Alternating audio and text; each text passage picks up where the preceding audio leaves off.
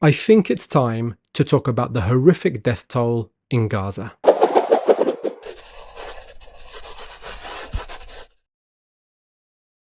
Many pro-Israeli apologists are hiding behind the idea that the death toll in Gaza is not accurate because it comes from Hamas. Mainstream media continue to emphasize this point every time they report on Palestinians being killed. Every time they report on the numbers, they are at pains to remind us that these come from the Hamas-controlled health ministry, almost insisting that we absorb these numbers with a pinch of salt and a bucket load of suspicion. The same is never implied of Israeli information, despite these very same organizations exposing multiple lies from the Netanyahu government and the IDF. I think it's fair to say that in a conflict, it's always a good idea to hold a level of scrutiny about the facts and figures from either side, because both sides will want to frame things in a way which benefits them. From my perspective, this principle applies to both Israel and the Palestinians. But there is a very good reason to believe that the reported number of deaths in Gaza is relatively accurate.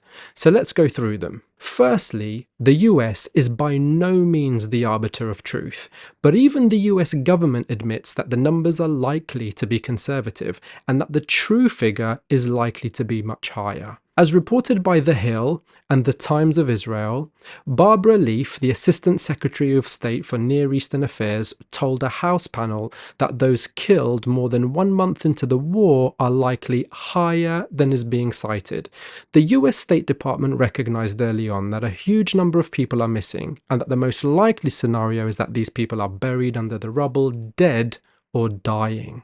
At a more academic level, the Lancet medical journal published 2 papers, the first by researchers of Johns Hopkins University in the US and the second from the London School of Hygiene and Tropical Medicine in the UK. Both hugely respected institutions of science and epidemiology. Both papers concluded that there was no evidence that the published Gaza death toll was inflated. In fact, they state that the numbers are likely to be conservative. The authors of the UK paper describe how the system for reporting deaths currently being used by the Palestinian Ministry of Health was assessed in 2021 and was found to be under-reporting mortality by about 13%. Statistically speaking, this is a massive under-reporting and is far removed from the allegations that the death tolls are somehow being exaggerated. Time magazine summarised these papers really well, and it's well worth a read. Another factor to consider is this. Back in October, when question marks over the accuracy of the death count were raised in the West, the Gaza Health Ministry responded by releasing a list of the dead. Not only was this a list of the names, but the detailed list from the health ministry included ages, genders, and most notably Israeli-issued ID numbers. It's worth noting that none of the human rights organizations operating in Gaza have expressed a divergence between the numbers and what they are seeing on the ground.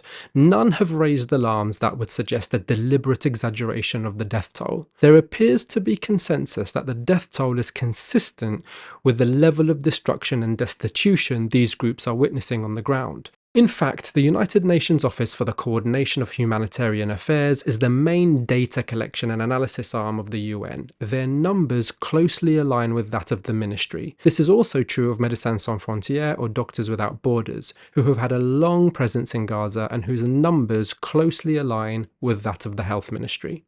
Another important fact to consider is that in conflicts gone by, the Gaza numbers have actually aligned very closely with that of the West, the UN, and even with the figures published by Israel. In Operation Cast Lead, the 2008 war, the Gazan ministry reported 1,440 Palestinians killed, the UN reported 1,385, and Israel reported 1,166.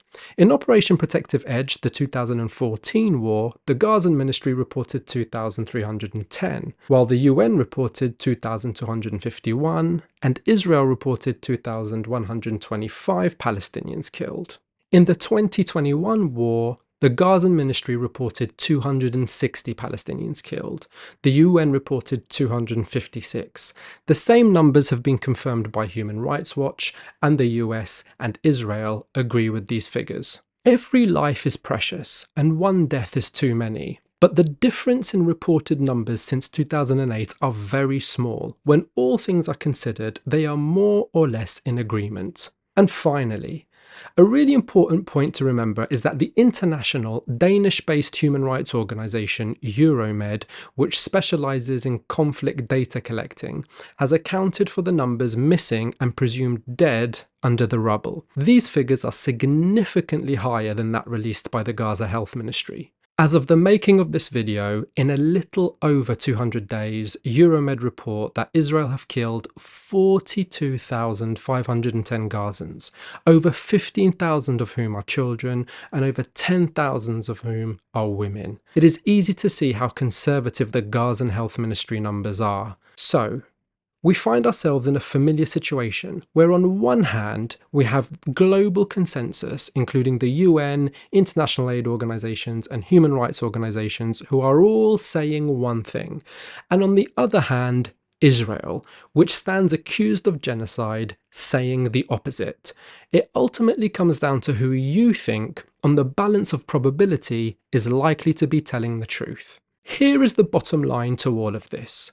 When you bomb the most densely populated place on Earth with 2,000-pound unguided bombs, deny people food, water and medicine, displace 2 million already impoverished people, including children, the elderly and the sick, it absolutely stands to reason that there would be a high death toll. This is particularly true when you consider the investigative report by Israeli journalists at Plus 972. They revealed that Israel is conducting its assault on Gaza using an AI system called Lavender, which identifies low-level combatants and targets them, allowing for civilian collateral deaths of 20 to 1. So for every 5 low-level combatants killed, Israel is willing to kill 100 civilians, half of whom are likely to be children. In addition to this, they employ a policy called Where's Daddy?, where identified combatants are only targeted and attacked when they are in their homes and with their families.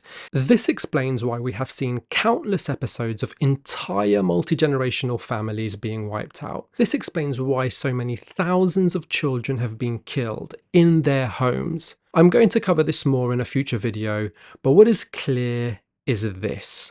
Israel's brutal and murderous onslaught in Gaza is unprecedented, and it is the defining atrocity of our generation.